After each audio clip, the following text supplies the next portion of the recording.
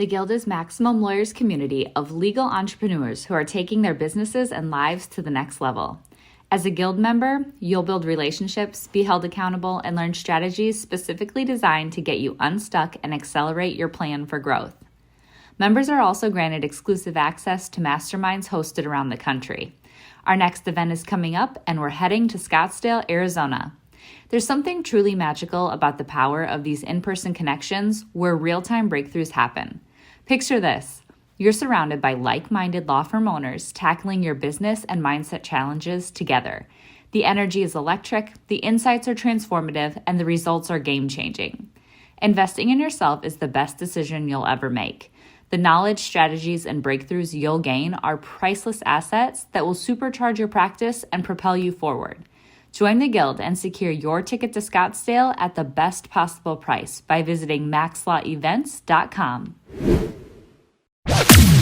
Welcome to the podcast edition of Maximum Growth Live, the #1 program for lawyers who want to grow their practices. Each week, our hosts, Seth Price and Jay Ruane, tackle the fundamental questions about how to grow the profit and profitability of your law firm. To watch the program live, submit your questions, and hear the latest episode, tune in every Thursday at 3 p.m. Eastern on Facebook for our live show. Maximum Growth Live is a production of Maximum Lawyer Media.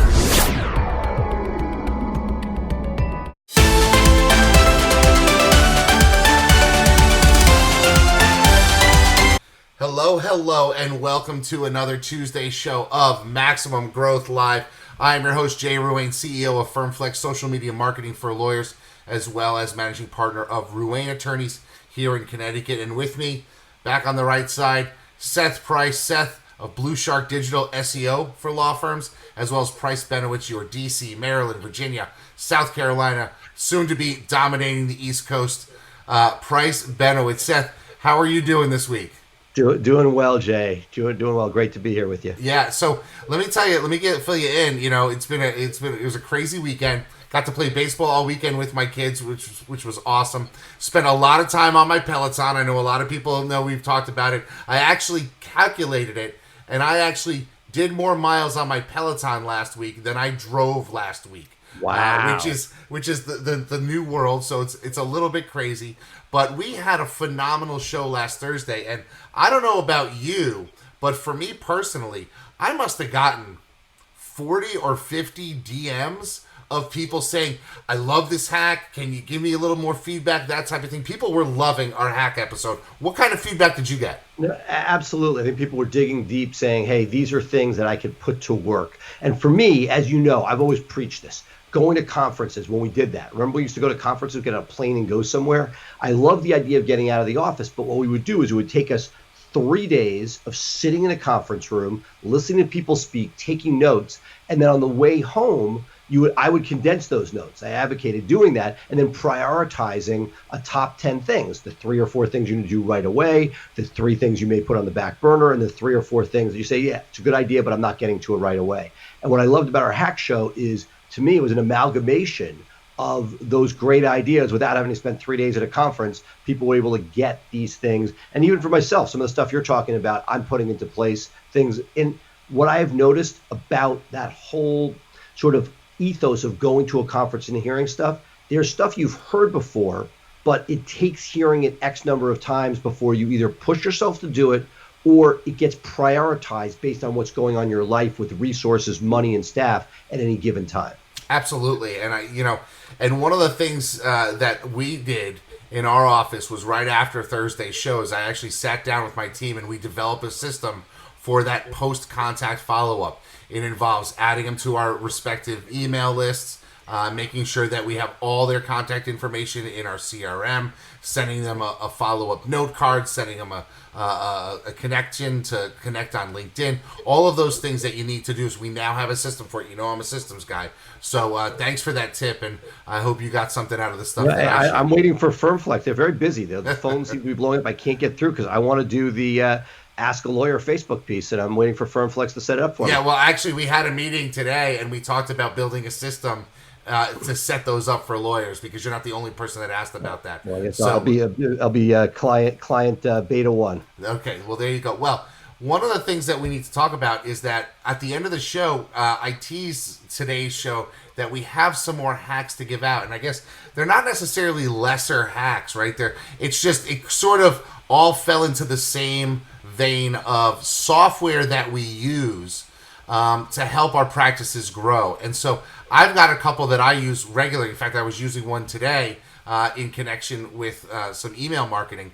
But first, I want to talk a little bit about something that I think a lot of people need to do, and you've got a lot of experience in helping people with it, and that is building out your directories. And there's a lot of different software applications that you can use for it. So maybe we could walk through that stuff. And let's back up for a second. Why do you care, right? I mean, there are a lot of people here, like, of course, that's what I got to do it. But when we talk about SEO, right, you have content, you have links. When we talk about local, the citation, the name, address, and phone number, the NAP, that's the currency. And there are a lot of different ways to populate the world, the digital world, with your name, address, and phone number, so that when Google is determining where you rank in, or if you do rank at all in the 3-pack, that you have authority in local. So these directories, which are, back in the day when I started, I just literally sat down and would Google legal directories, find it, and would add our name, address, and phone number. If they allowed for a link, God bless. That was the sort of the process I went through myself. And even when I started the law firm and the early days of Blue Shark, we had a team that did this all by hand.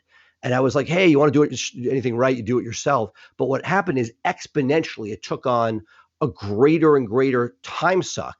And that's where it comes down to software, Jay. And that's sort of the conversation today. And my hack is discussing not just one, but 4 different primary options that you have for populating the directories with your name, address, and phone number, which you want to keep consistent to be able to signal to Google, hey, we are not just a good SEO option for the algorithm, but we're a good local SEO option for the 3-pack, the map pack. Yeah, because local really is everything now. All the local signals really matter. It's tough to have a huge geographic presence, so your local listings have to be solid. So let's start off, and it would probably be best if we take it basically from beginning with training wheels all the way through your experience. You've got team members, that type of thing. So what's the what's the easiest way to get on? Right, the entry point. If you got the least amount of money and you say, I got to do something, because I think that even if you're a B2B player, making sure that your name, address, and phone number comes up can make the difference of being found or not found. Moz. Moz has a tool for local. It is cheap.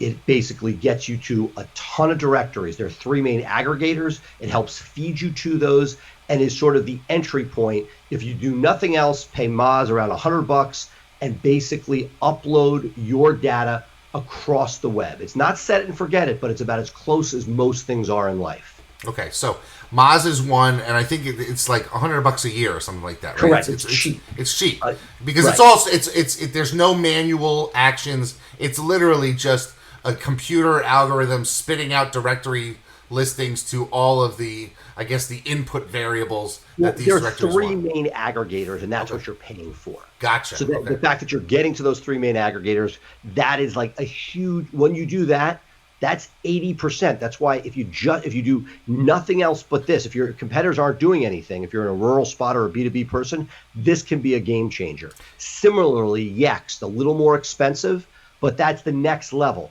Also 3 aggregators, and then a whole bunch of other directories. Moz just does a few extra directories beyond the 3 main aggregators that then send out all over the web, but Moz does another, several dozen directories beyond the 3 aggregators that send out to quite a few places. Okay, so Seth, let me ask you this question then. Why can't I just find those 3 aggregators and upload my own stuff into them? In theory, if you wanted to take the time, you could. Some places, some things you can do, some things you can't do. To me, this is a no-brainer. Like, especially if that's your only job. That's why it's so cheap. It's basically a direct API to those aggregators. It doesn't get messed up. The thing I would tell you about Moz and Yext, 2 things. You are renting the listing. You are paying for it for as long as you pay them. When you stop paying them, it's not going to be taken care of. But there are some big advantages to it. So I really like it for somebody who is just starting out potentially, who's going to move. If you know you're about to move, if you think, hey, I'm starting now, but I have a partner, I'm going to bring them on and change the name of the firm. Every time you make a change, you need to update those directories. And by doing it through a Yext, literally a couple clicks in their interface and boom, it's taken care of. That's a huge deal compared to the time if you're doing it yourself, or one of the ones we're going to talk about in a minute, where you have to go back and manually do everything. So let me pay somebody. Okay, so let me ask you this question. Okay, I've been in my building now for over a decade, but we're anticipating buying a building next year. We have an idea of where we're going to go, and so 6 months, 9 months from now, we're going to be changing. I've never signed up for one of these services. Is now a good time to sign up for, say, Moz, get them to confirm everything so that 6 months from now, when I do have to make that change, I can have them do it and not have to worry about it? Would that be a good tactic to use? Yes and no. Let's talk. You are a special case. Well, I'm just saying, just generally. Generally, I would say it's an entry point for everybody. If you're not doing it, you should be doing it, with the exception if we get to these next two softwares after. There are a few others out there, but the idea being these are easy turnkey softwares. The two pieces of warning, one I mentioned is that you're renting it. You access suppression technology, so it suppresses bad listings, and the moment you stop paying them, that disappears. But the other piece that I think is significant is that when you do them, some of the main places you may care about, like a Yelp, there are a handful, I think about a dozen, maybe 10 to a dozen, where they may submit to those places, but you need to go by hand and take care of those yourself, or potentially pay an up fee for those to be done. And make sure that you're not forgetting about those, because those are some of the most powerful places. Gotcha. So again, for somebody who's doing nothing, Moz and Yext, absolutely. Moz being the cheapest, easiest entry, Yext being one step further along. The two softwares that come after that, sort of in that sort of continuum, Bright Local and White Spark. Okay. Those, instead of using a rented policy, there you're actually paying to have the citations built. So the good thing is, you're sort of like, instead of you're buying an office next year, you're buying your citations. So you own them. So the good news is that you don't have to keep paying for an annual subscription to keep them live. At the same time, if you do move, if you do get a new partner, if you change your phone number, you now need to either go in manually and change them or pay for a new listing. And so it is where to me, a large percentage of the calculus is where you are as far as your stability. Maybe you move next year. Yeah, you're going to go to, my guess is, a Bright Local or White Spark and pay for new ones, or pay them to update your existing ones. But for somebody who is in that earlier phase, a lot of people in their first 5 years of practice may move 5 times. That is a huge headache. And unless you're playing the higher level SEO, the Yext can be perfectly fine to begin with. As you start playing for the angles, some of the, I like to get away from the suppression services. And I think there's some SEO benefits to getting the ones that are done manually for you. Okay, so I can give you a little bit of my experience with it. I have a Moz account that I set up a couple of years ago after I watched Rand before he left Moz at a seminar. So I set that up. I was a customer of Yext for a long time, and Yext got really expensive because I had a number of office locations, so I was paying, a couple $1,000s a year to Yext. And one of the things that jumped out at me was a blog that I wrote, and I'll try to find the link, and I'll put it down in the comments if I find the link. Was that Yext put you on a lot of directories, but a lot of the directories that they put you on, your pages weren't indexed by any search engine, especially not by Google. Now, one of the things that the people suggested in this blog was that you actually take your listings that you have on all of these directories, drop them onto a page on your website saying, we could be found in the following directories, and put those links there so that when Google indexes you, they find those links, because Google's not going to index Yext with every link, every directory that's out there.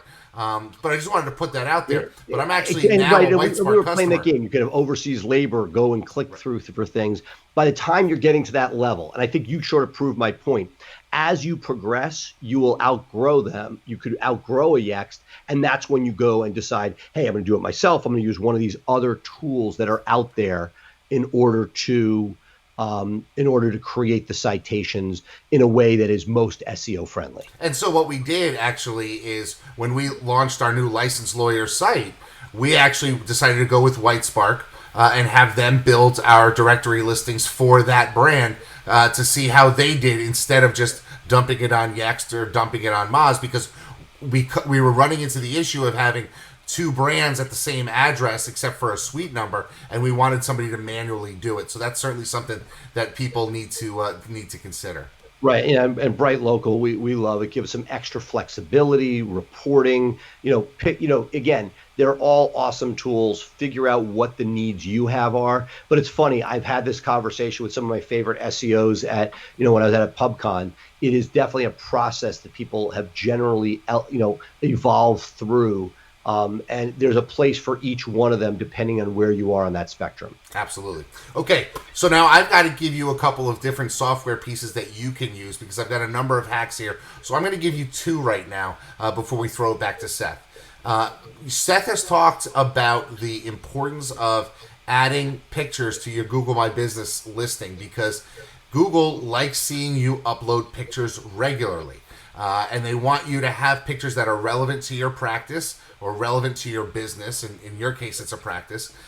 And automating that process really became kind of difficult for me because I would never remember. It was on these things, a million things I needed to accomplish in a week.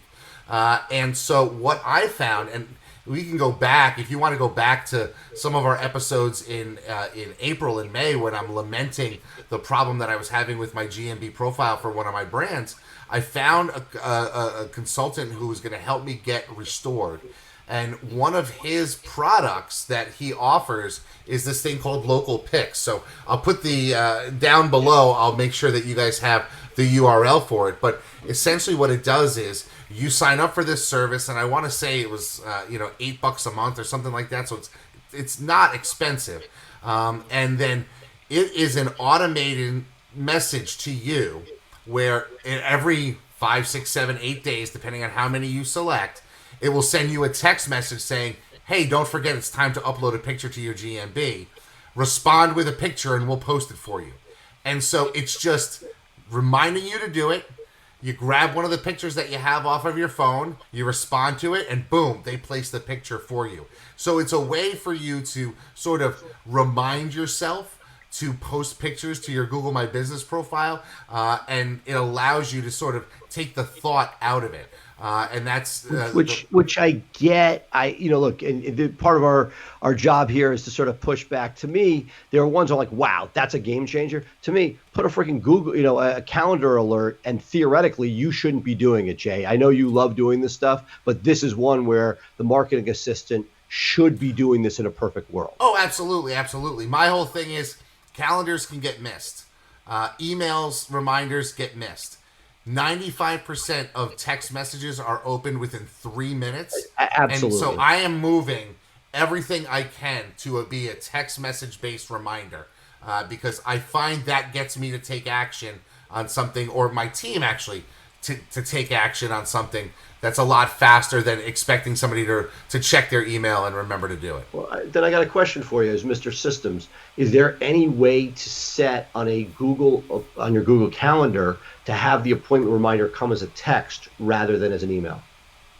That's a good question. I've never investigated that. I'm in the middle of right now of making my CRM sync up with Google Calendar and having multiple calendars. I'm in the process of getting that all set up, so I'll look into that. Look into that, because to me, and again, taking nothing away from that software, if you're a guy who's on the move and you're like, hey, I'll take a picture and upload it today, maybe it works better. But to me, I'm always thinking about, hey, a lot of software sounds great. It's sort of like the buying of GoDaddy domains. Which ones are there? Because how important is that photo compared to other things? So when you're using it, your staff and you have so much attention that, if one of the things I don't like about Google is the posts, which you cannot get rid of the announcements of how many views you got on the post. They want those posts. They will continue to email you incessantly. It's almost impossible to turn those notifications off.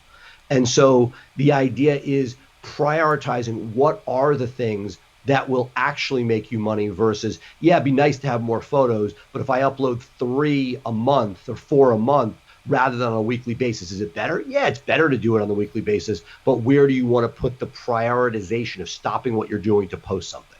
Yeah, I mean, it really comes down to, what you prefer. For me, this weekend, I was at the ballpark.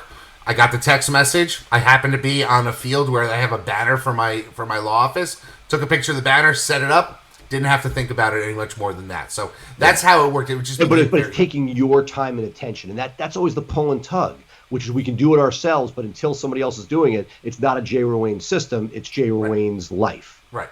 Well, that's true. Okay, so here's another piece of software that I use, and I actually used it today, and it's software called SideMail. And SideMail is really interesting because it allows you to validate your domain and set it up without having to set up mail servers with Google Apps for Business or with Rackspace or something like that. So say you own a domain, you're putting up a website, and you want to have, newsletter at Atlanta Divorce Firm or newsletter at ColoradoSpringsDUI.com. And that's not your main site. It's like a landing page site or something like that. But you need to you want to give people the impression that site, it's not going to be you at your Gmail address or you at a Yahoo or AOL address. Or Ruane. Or Ruane, right? So like for me, right, we have a Mr. Pardons, which is one of our brands, Mr. Speeding Ticket. I've got the Licensed Lawyers. I've got a whole bunch of sub-brands. And when we send out our newsletters, we don't want necessarily the newsletter to come from at Ruane Attorneys. We want it to come from at Mr. Speeding Ticket. And so in services like MailChimp or Constant Contact, you have to validate your domain.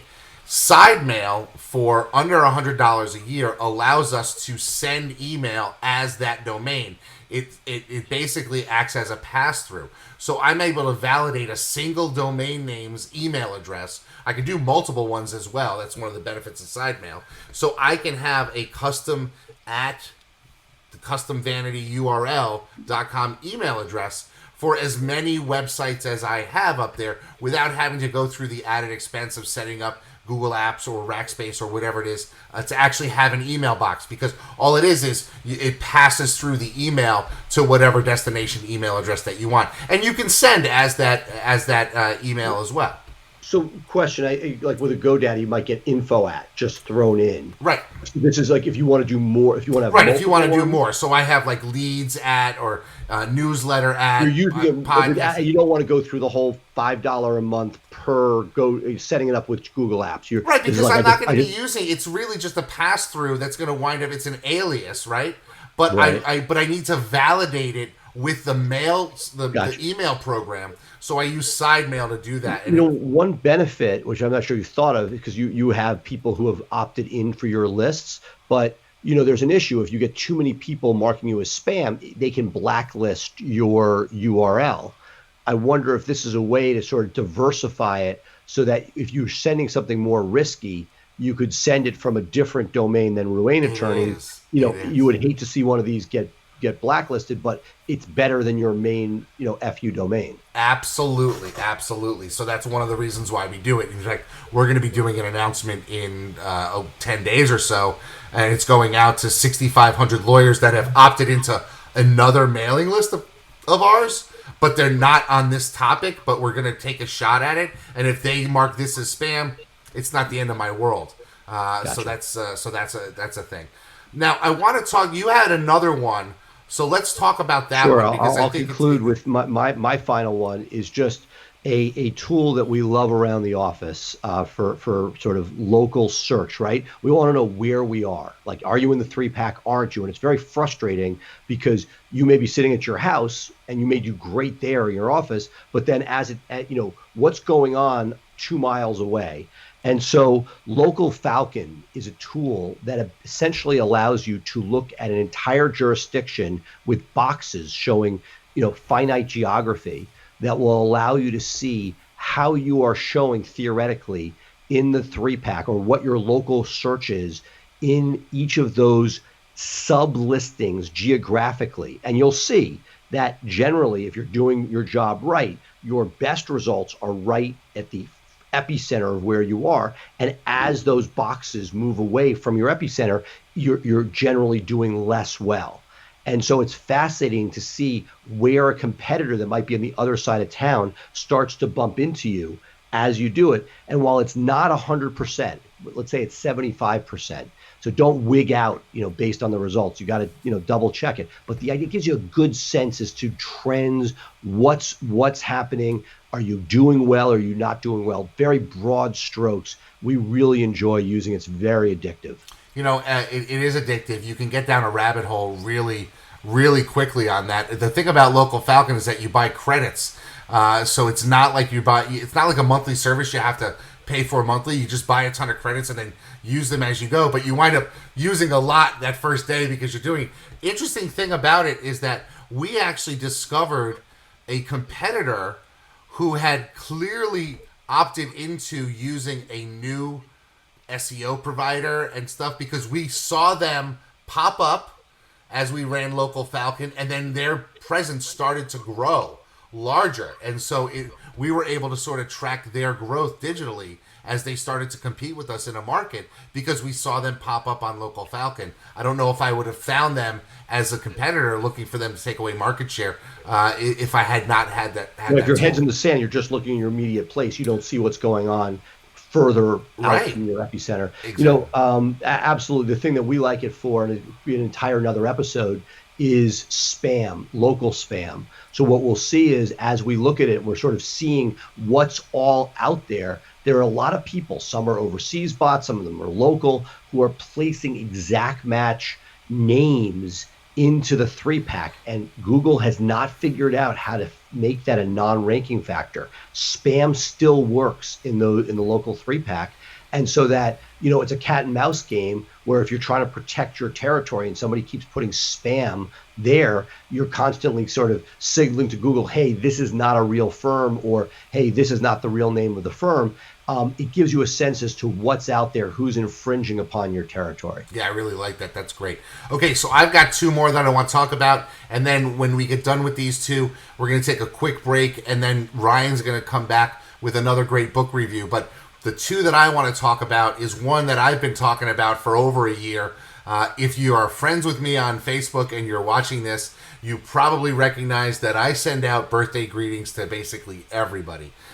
And I'd like to say that I do it because I get up every morning and I'm hard at work typing away saying happy birthday to people. But I found Birthday Bud, and for $30, it has changed my engagement with people on their birthdays. I always felt bad when I would miss somebody's birthday, but Birthday Bud is a great software that you can set up both with Facebook and with LinkedIn, and it allows you to upload a picture, upload an image that says happy birthday, send a customized message to people on their birthday, and that way you never forget to wish somebody a happy birthday. And if you're like me, you have a lot of friends that refer you business over the course of a year, and so being able to pop up in their feed, say happy birthday, you get the thank you from them most of the time. It reminds them that you exist, and it gives you an opportunity to grow your firm by way of referrals, because all those people are, hey, if nothing else, he wished me happy birthday. Are you able to personalize the message? Can you look at the month and sort of say, add an extra note for somebody you want a specific message to? Well, you can personalize it as far as adding their name to the message if you want to. You're allowed up to 3 messages. You can't say, hey, I saw you in August, happy birthday. It's for a cool graphic or GIF. Right. If you notice, Tyson Mutrux, I turned him onto it about a year ago, and he has the office graphics that he does with his happy birthday things, which are really kind of cool. I actually had our photographer in last November, and I took a picture with a cake, with a confetti champagne bottle, and with a noisemaker, and I put those things out there, and I get all sorts of comments on it. So it's a lot of fun. One I'll give you a morbid thought, but I'm sure you've had to address it, which is there are a number of people on Facebook that have now passed away. Yes. Where the families just leave them up. do you go through and edit to make sure that you're not wishing somebody who's passed a happy birthday? Yes, they actually have a do not message list that you can add people to that list so that they don't get those messages. And it's effective because I had some people who passed away this year, and it's one of the things I do is I went in and I made sure that they were on the do not message list, and their birthday came and went with no message from me. So that does work. And then the last thing that I want to talk about is something that we've actually used recently is a product called Link Whisper. And I don't know if you've used Link Whisper in your practice, but Link Whisper allowed us to actually find internal linking issues that we were looking for. We had a number of posts on one of our websites. We probably had 80 or 90 pages that had no internal or external links on them. It was just content. So they had maybe one link. Were they sidebar or nothing? They had a sidebar, yeah. But it was just, we're talking, 1,000 words about a particular topic and no internal link in that copy, And so this is your checks and balances. And this is my checks and balances. So Link Whisper basically crawls your site, indexes your site, and allows it to know, okay, you have this page. I'll give you an example from one of my traffic sites. You have a page about passing a school bus, right? And then you've got passing a school bus mentioned on a number of other pages. So now we're going to artificially create that link with just a couple of clicks because those pages should be linked to one another. Perhaps I have a page about points and there's a mention of you get 5 points if you get caught passing a school bus. That page should link to the other one. It's not perfect, but it does a lot of the heavy lifting, and the interface is rather easy, so you can identify the things that the algorithm got wrong or the algorithm got right, and you can change up some of the text very easily. And it was a flat fee for a website, and it was inexpensive. I forget what the price was, but Link Whisper was what we used, and we added like 500 internal links to one of our traffic ticket sites in an afternoon. Right, and look, and like anything else, there are things. How do I put this? That while I love it for like a blog concept, the thing to be careful about is that, like anything else, there's suggestions. So if you believe that more the better, great. But if you're siloing content and you want Google to see stuff within a defined silo, that's where it's almost like the difference between a Yext that does it automated and then the next step. I love the idea. It's better than not having internal links at all, but I also want people to sort of think, hey, is there a defined structure? And if you are using a tool like this, making sure that you're not working at cross purposes to what your bigger structural goals are. And so let me follow up with that. So we deployed it on our verticals that are focused on one particular area. So speeding tickets, pardons, lady DUI. I did not deploy it on Ruane Attorneys, which is my main site with 5,000 pages. That stuff we're doing the internal linking manually because we don't want to run into problems where we're linking cross silo. That's an issue.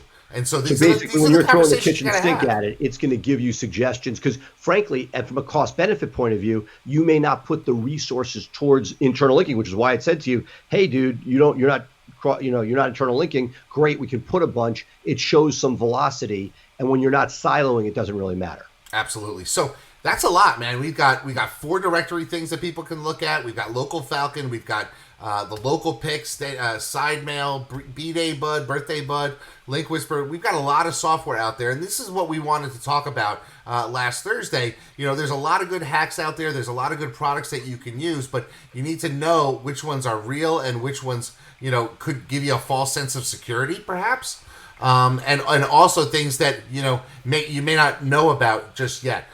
So, Seth, here's what we're going to do next. We're going to take a quick break. We're going to hear from our sponsors, of course. And then when we come back, Ryan will get right into another great book review. The stuff he's been doing has been great for us. So I'm really looking forward to that. Sound good? Sounds great. Awesome. We'll be right back, folks, with another edition of Max Growth Live. Hey, it's Becca here. I'm sure you've heard Jim and Tyson mention the Guild on the podcast and in the Facebook group. The Guild is this perfect mix of a community, group coaching, and a mastermind. Guild members get so many benefits, including weekly live events and discounts to all Maximum Lawyer events. Head over to MaximumLawyer.com/the Guild to check out all the benefits and watch a few testimonials from current members. So head to MaximumLawyer.com and click on the Guild page to join us. Now, let's get back to the episode. In this world today, if you want to grow your business, you want to grow your firm, you want to take on more cases and make a bigger impact, you have to have a digital blueprint. Statistically, throughout the time that we've been working with Blue Shark Digital, our law firm, the Atlanta Divorce Law Group, grew over 1,400%. Seth and his team have years of experience in this area. Blue Shark is truly a part of the firm, so I don't consider Blue Shark any different than the employees in my office.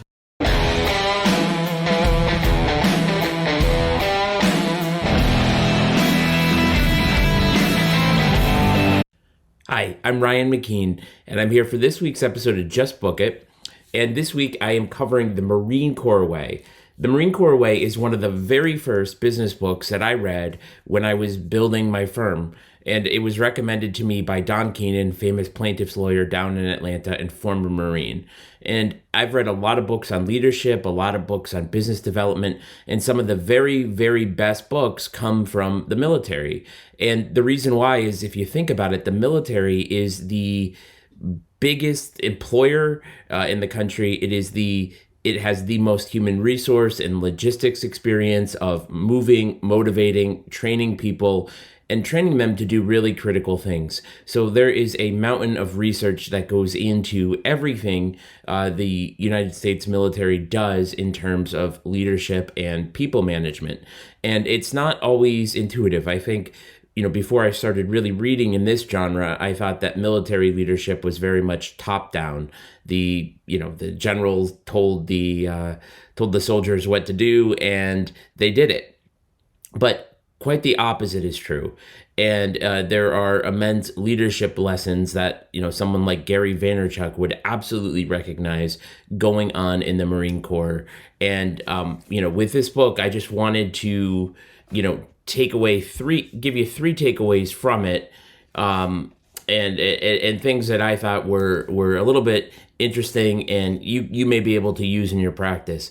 One of which is that one of the biggest awards that Marines give to each other is the Toilet Seat Award.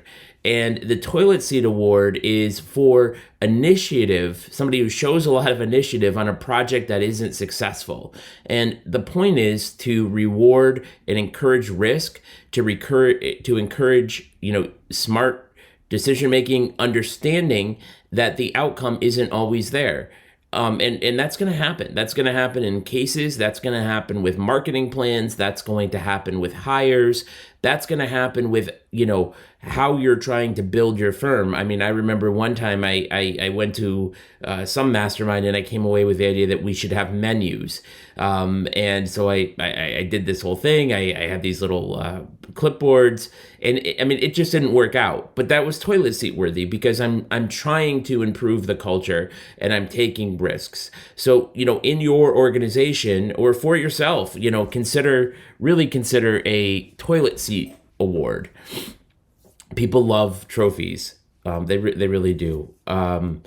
So the second point that I got away from this book was, Marines are really, it's really important to have the speed of decisions and the delegation of decision making. And that's sort of one of the core principles of the Marine Corps. So what they do is the leadership follows the 1/3, 2/3 rule. The leaders make one third of the decision and delegate the other 2/3 of it. And how many of us in our office own 100% of the decision making, and we expect our team to just follow orders or follow our systems and how to do it. But one of the things I think I could work on is really delegating that 2/3 of the decision making. Here's instead of saying like, here's how you do this A to Z, you say, here, I've made the decision to do this, and here are the decisions that you need to make this happen. And they find that creates ownership and speed. Making decisions quickly is very important, and also training your people to make decisions for you is an incredibly powerful reflex for them to have, and for them to feel empowered and some ownership. The last point that I really want to make is, one of the real principles of leadership in the Marine Corps is just walking around. So leaders in the Marine Corps will walk around. They'll ask soldiers how they're doing. They'll check their boots to see if they're running the miles. And so much can be gained in any office. And I've heard, Seth and Craig Goldenfarb talk about making the rounds. I do the same, where I just walk and just talk with people. How are you doing? How's it going? There is so much to be learned from that. And there's so much trust and relationship to be built by doing that. If you're not doing that, you're really missing out. Even in today's world of COVID, with a lot of us being remote, you can Slack message people, call people, Zoom people, but really try to get out into the field, get out to where your people are, and walk around and see what you see. Are you seeing somebody who's flustered? Are you seeing somebody who's exhausted? Are you seeing someone who's disengaged? Are you seeing someone who's ready for a bigger challenge? And you need that kind of intelligence in your business. So, in sort of summary, this is an old book. I don't know if you can still find it, or if you can, it might be on Amazon or eBay used for a few bucks, or you see it at a used bookstore.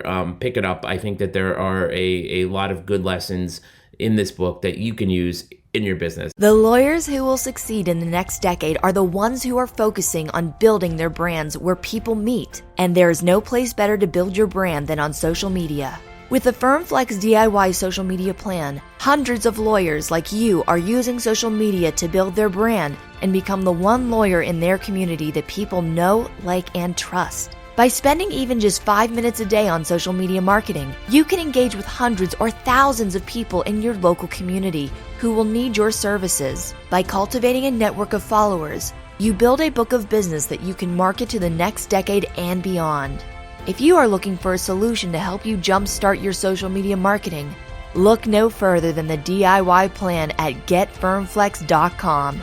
The DIY was created by a small firm lawyer for people just like you, helping you connect with local people online and build your brand and engage people in the topics they want to talk about, all for under $100 a month. To find out more, visit getfirmflex.com. Okay, Seth, another great book review by Ryan. That was awesome. It's great. I get to be kind of lazy and just hear his takeaways without having to do the books myself. It's like my own version of Blinkist. I was going to say, I just re-upped my Blinkist, and I was like, why am I doing that? I got Ryan. Well, did you see, if you have the Marriott Amex card, they're giving it to you for free? Because no one's going to Marriott's. I just got an email about that today. So, what's the worst part is? I think I got that email, thought of Blinkist, and then went and paid for it with the Marriott with the Marriott card. So maybe if I paid with the Marriott card, it won't. Let's hope so. Let's hope so. I mean, I got to tell you, man, my points balance is going up and up, and I have nothing to spend points on. I'd rather have a tight points balance than sitting there with several million points. It's so depressing. Yeah, I mean, can't wait till we can go back and use them. I just spent 100,000 points buying my kids fire tablets for Christmas, just because I'm like, you know what, I got to spend these points on something. Well, that might be bad. That might not be a bad. Again, and it's something weird because during this pandemic, I have not been points crazed. I'm just sort of like banking everything and figuring it out. I'll figure it out later. It's almost, and I'm just, we both know, and probably why you spent it on the tablet. There's a good chance that for Marriott to survive, that those points are going to be deflated in some massive way. We already took a 40 to 50% deflation on the Starwood merger. Yeah. There's no way that the airlines and the hotels are going to be able to provide free travel because we're all sitting there with these, massive points balance. Yeah, so it's gonna. I would got to think they're going to throttle capacity and raise the the point necessary for travel. Yeah, I mean, and I was like 5 nights away from going into Platinum Elite for next year when all this stuff happened. So I'm wondering if they'll keep my status. I have a pretty good feeling you pick up your phone and 5 nights away. They'll give you right now. If you want to stay in their hotel, they'll make you anything you want. I mean, the local Courtyard Marriott is like $49 a night right now. Well, that's the other issue. The points have not adjusted, right? So I was in New York visiting my parents a couple weekends ago, and so while the hotels in Manhattan were at $100 a night, which is unheard of, the point tallies were the equivalent of when it was $250 a night. So you can spend your points now, but like it's so you have all these points sitting there, but you're basically spending them at 20 cents on the dollar, because right now you can buy the $49 hotel room, rather than what the points equivalent are. They're not reducing the points values. Absolutely. Okay, so we're gonna wrap up this show now, but Seth, tell us who we have on the Thursday show. Well, we are looking forward. We got the Jersey Boys coming, and they are a powerhouse. We met them through John Fisher's Mastermind Experience, and these guys have taken Jersey by storm. They not only have built an incredible powerhouse PI shop, but tell them what they built a second business division, which is one of the things we've been talking a lot about on the show. Yeah, they got really interesting. As PI lawyers, we had a little talk about this at a mastermind. They were concerned about the changing in consumer demographics long before COVID, and how they're thinking driverless cars, people living more in cities rather than in the suburbs. Back then, that was a big talk, and they were talking about how they wanted to do something to diversify their general PI automobile practice. And so one of the things that they were looking to do was getting into employment law, and that's really been working well for them. And so I want to talk to them a little bit about how they did that, why they came to that, because other people are making other moves. It's a great way, and they're growing inside their firm rather than growing outside, like we've talked about with Sarah, for example, as growing outside her firm. And Mario as well. So it's really sort of a going to the other end of the spectrum, which I think this will be a really interesting way to talk about it with these guys. And of course, hanging out with Rich and Bill is always fun. Absolutely. Awesome. So that's going to be it for us today. Thank you so much for being with us. I am Jay Ruane of FirmFlex. He is Seth Price of Blue Shark, and we are Max Growth Live. Thank you for being with us, and we'll see you Thursday, 3 p.m. Eastern, another edition of Maximum Growth Live. Shooter McGavin, out. Take it easy, folks. Bye for now. Thank you for listening to Maximum Growth Live. Please remember to subscribe to our podcast for the latest episodes and tune in live on Facebook every Thursday for our live show. For more information, visit Maximum Growth Live on Facebook or MaximumLawyer.com, and be sure to share us with your friends.